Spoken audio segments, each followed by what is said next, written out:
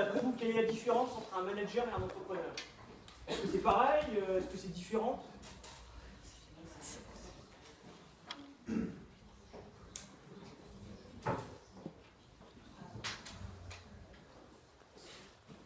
Le manager.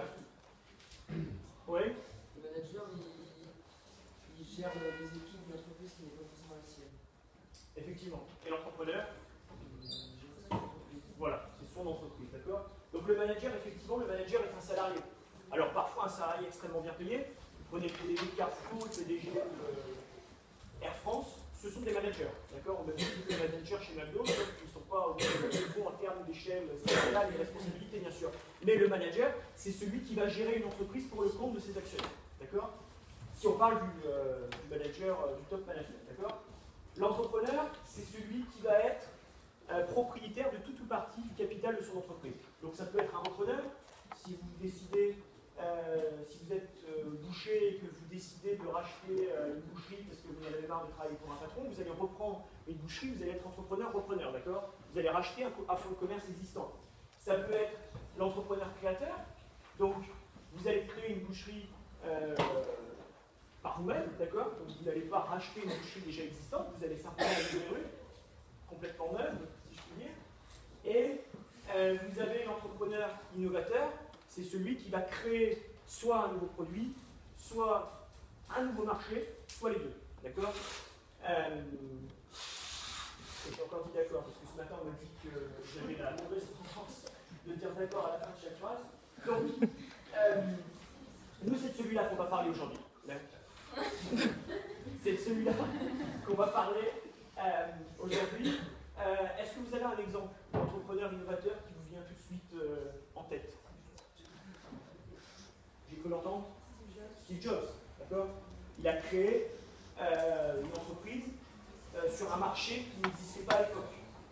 L'ordinateur personnel, les ordinateurs à cette époque, c'était vraiment pour les entreprises, etc. C'était des outils énormes qui prenaient des pièces entières. Et il a, avec son collègue, du moins son associé Steve Wozniak, ils ont créé le premier, alors c'est pas vraiment le premier, mais en tout cas l'un des premiers ordinateurs à titre individuel. Donc nous on va parler de ça aujourd'hui parce que en fait les deux startups que nous avons créées, que ce soit Bubbles Connect ou que ce soit Clister, ce sont des produits qui ne sont pas, on ne va pas dire innovants en tant que tel, je veux dire c'est pas des produits révolutionnaires, mais ce sont des produits qui vont apporter quelque chose qui n'existe pas encore dans cette forme-là sur le marché. Première question qu'on peut se demander, c'est pourquoi on a envie de devenir entrepreneur innovateur.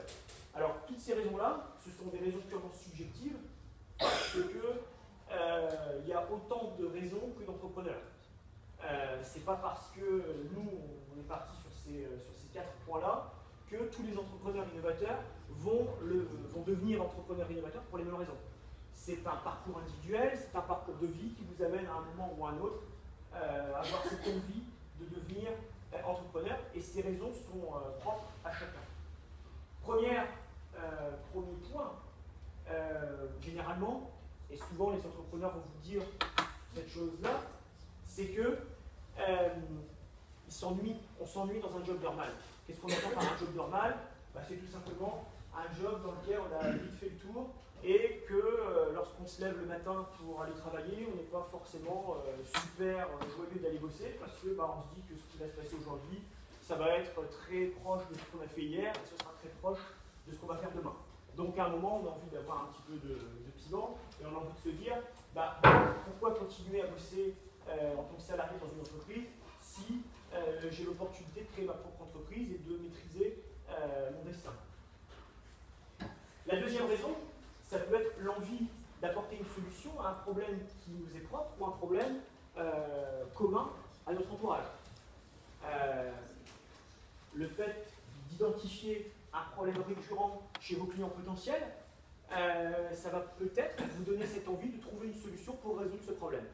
Et ça, si vous ne pouvez pas le faire au sein de votre entreprise en tant que salarié, vous allez tenter de vouloir le faire pour votre propre compte, dans votre propre entreprise. Vous avez également une envie de liberté, le fait d'être le seul maître à bord. Le fait de n'avoir personne au-dessus de vous pour vous dire ce que vous devez faire. Alors là, il faut être vraiment autonome, parce que c'est à vous de vous faire violence. C'est à vous de savoir que la réussite, son travail n'existe pas, et le fait d'être votre propre patron, ça a ses avantages comme ses inconvénients. Parfois, c'est pas facile de se motiver pour faire quelque chose, mais vous savez que c'est essentiel et que vous ne pouvez pas y passer parce que de toute façon, c'est votre propre entreprise et si vous ne le faites pas, vous n'aurez pas le succès à l'arrivée. Ça veut dire que tout le reste du travail aura été fait pour rien. Et puis ensuite, vous avez la quatrième raison qui se rapproche fortement de la troisième, c'est l'envie de votre destin, hein, l'envie de vous dire que votre avenir dépend uniquement et uniquement de vous. Alors, certes, ça va également dépendre de votre environnement, parce que vous pouvez être le meilleur, vous pouvez travailler nuit et jour. Si jamais vous êtes jamais au bon endroit au bon moment, il ne va pas se passer grand-chose. Donc, le fait de vouloir être complètement maître de votre destin va souvent vous donner cette envie de créer votre propre entreprise et de gérer votre vie professionnelle de cette façon-là. La question clé avant de vous lancer, c'est combien? Combien de temps? Combien d'épargne? Combien de gains potentiels? Combien de temps? Pourquoi? Parce que devenir entrepreneur, c'est énormément de travail. Au début, c'est 15 heures de travail par jour, 7 jours sur 7. Pourquoi? Parce que vous avez tout à faire. À moins que vous ayez un réseau et que vous soyez dans un domaine dans lequel vous êtes déjà extrêmement bien reconnu, il va falloir que vous alliez chercher vos premiers clients, il va falloir que vous réussissiez à les convaincre que vous êtes la personne qui peut résoudre leurs problèmes, et il va falloir que vous les convainquiez de vous payer pour que vous résolviez leurs problèmes. Donc ça, c'est énormément de temps. Donc combien est-ce que de temps vous êtes prêt à consacrer à votre entreprise? Combien de temps de votre vie personnelle est-ce que vous êtes prêt à abandonner pour pouvoir le consacrer à votre vie professionnelle? Ensuite, vous avez la question de l'épargne. Deux segments dans ce domaine. L'épargne qu'il va vous falloir pour investir dans votre entreprise, pour démarrer. Alors ça peut être une entreprise qui ne vous nécessite aucune épargne parce que vous êtes dans un domaine qui ne nécessite pas d'investissement. Mais en tout cas, il va vous falloir de l'épargne à titre personnel pour pouvoir vivre le temps de vous verser votre premier salaire. Et en fonction du business dans lequel vous allez être, ça peut être plus ou moins long. Ça peut être 3 mois, 6 mois, 1 an, 2 ans. Tout dépend du secteur dans lequel vous vous lancez. En tout cas, ce qui est certain, c'est que vous ne pourrez pas vous verser votre premier salaire après le premier mois d'activité. Donc il va vous falloir de l'épargne pour être autonome et pour pouvoir continuer votre activité sans avoir à travailler à côté. Parce que si vous continuez à travailler à côté pendant le temps que vous lancez votre entreprise, ça va aller au début, mais vous allez très vite comprendre que si vous n'êtes pas dédié 100% à votre entreprise, ça va être très long et très difficile à faire démarrer. Et la dernière question, c'est combien de gains potentiels? Est-ce que ça vaut vraiment le coup? Est-ce que le fait de travailler 7 jours sur 7, 15 heures par jour, et de griller, je ne sais pas, 30 000 € d'épargne sur la première année, ça vaut vraiment le coup? Parce que si pour à la fin c'est gagner des cacahuètes, ça ne vaut pas le coup. Donc la question c'est, est-ce qu'il y a réellement des gains importants à faire dans le business dans lequel vous vous lancez pour justifier le fait que vous allez consacrer énormément de temps et une partie de votre épargne pour pouvoir lancer votre activité? Donc c'est quoi? On l'a vu en écho, hein, c'est un coût d'opportunité.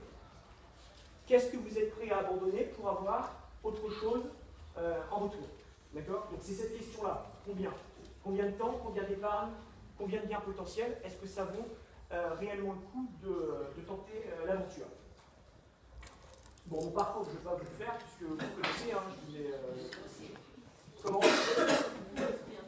Bon, j'ai commencé d'abord par un ECOG, ensuite j'ai fait un bachelor dans une école franco-américaine à Lyon, ensuite je suis parti faire mon MBA aux États-Unis, et j'ai travaillé comme responsable d'une filiale d'une société française en Bulgarie, dans le cadre d'un VIE, avant de partir faire mes 2 ans d'études aux États-Unis. Ensuite, j'ai travaillé 1 an à Londres comme consultant en management. Et ensuite, je suis revenu en France pour faire du commercial export dans une société qui fabriquait des machines-outils à côté de Valenciennes. Et depuis 2 ans, je donne des cours notamment ici, et puis dans quelques autres écoles de Lille et de Valenciennes. Donc, pourquoi est-ce que mon parcours m'a amené à devenir entrepreneur? Tout simplement parce que je m'ennuyais. j'aimais pas le job que je faisais, et pourtant, Dieu sait qu'à Londres, excuse-moi, je te donne des petites ailes. Dieu sait qu'à Londres, pourtant, mon revenu était plus que confortable. Et pourtant, quand je me levais le matin pour aller travailler, j'étais pas heureux. Je travaillais 90 heures par semaine, et la seule satisfaction que j'avais à la fin du mois, c'était de recevoir mon salaire. D'accord?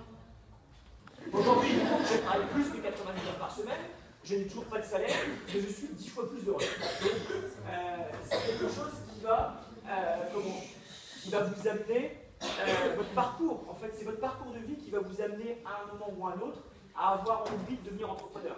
Et certains d'entre vous, apparemment, ont déjà cette envie. Donc c'est génial. Ça veut dire que vous n'avez pas eu besoin de passer par différents stades dans votre vie professionnelle pour vous rendre compte que tout ce que je viens d'expliquer avant, c'est ce qui vous correspond. Et que vous êtes prêt à consacrer beaucoup de temps et une partie de votre épargne personnelle pour tenter l'aventure et pour tenter d'amener sur le marché un produit qui va plaire à vos clients. Donc, je vais vous parler des deux startups qu'on a créées. La première, Bubbles Connect en 2013, le Clister qui est en cours de création en ce moment. Pourquoi je vais vous parler des deux startups? Parce qu'entre la première et la deuxième, on a appris beaucoup, parce qu'aucun de nous n'était entrepreneur. Romu va vous parler un petit peu de son parcours. Bonjour, je m'appelle Caronia, je suis actuellement étudiant en 5e année à l'EPITech, en termes de ma 5e année. Donc je vais vous expliquer pourquoi je me suis lancé dans l'entrepreneuriat. Actuellement j'étais à la recherche d'un stage, de fin d'études. Je me suis dit que c'était le bon moment, vu que j'avais rien à faire, vu que j'avais pas de contrat, j'étais pas soumis à un contrat. Donc je me suis dit pourquoi pas me lancer dans une aventure d'entrepreneuriat. Donc j'ai rencontré Alexandre qui m'a soumis son idée de vouloir créer un site internet, un outil qui permettait de recruter d'une manière différente. À l'heure actuelle, le procédé fonctionne.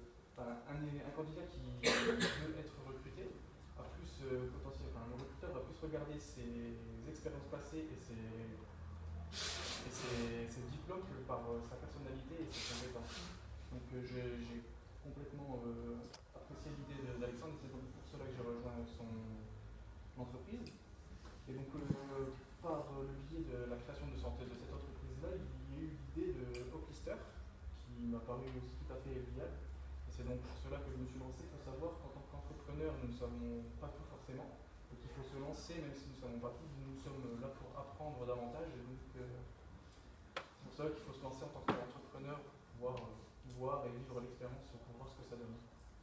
Et donc toi, quand tu as rejoint Bubbles Connect, tu devais utiliser un langage de programmation Internet que tu ne connaissais pas. Voilà, sur le tas. Voilà, dans les deux projets que j'ai dû développer, forcément pour Bubbles Connect, c'est un site internet, j'en avais aucune idée de langage de programmation. Je suis analyste programmateur dans mes études, mais je n'avais jamais vu ce langage de programmation auparavant, donc j'ai dû forcément pouvoir, à travers divers tutoriels, pouvoir appréhender comment créer un site internet.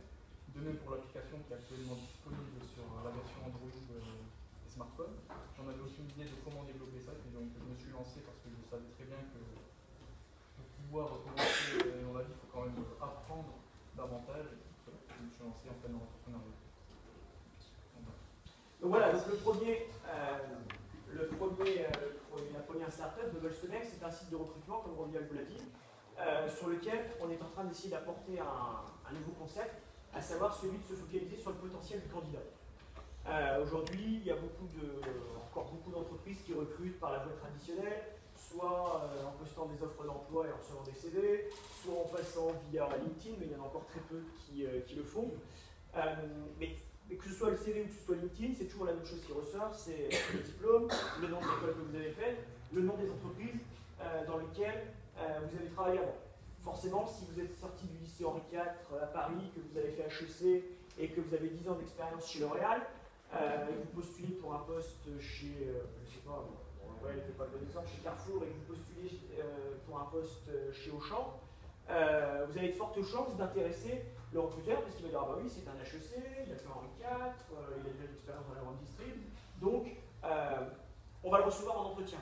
Et puis très souvent, la personne arrive en entretien, et on se rend très vite compte que ce n'est pas la personne qu'il faut, parce que sa personnalité ne colle pas avec l'équipe dans laquelle il va travailler, parce que finalement son CV était très beau, mais qu'en réalité, ce qu'on attend du candidat n'est pas réellement là.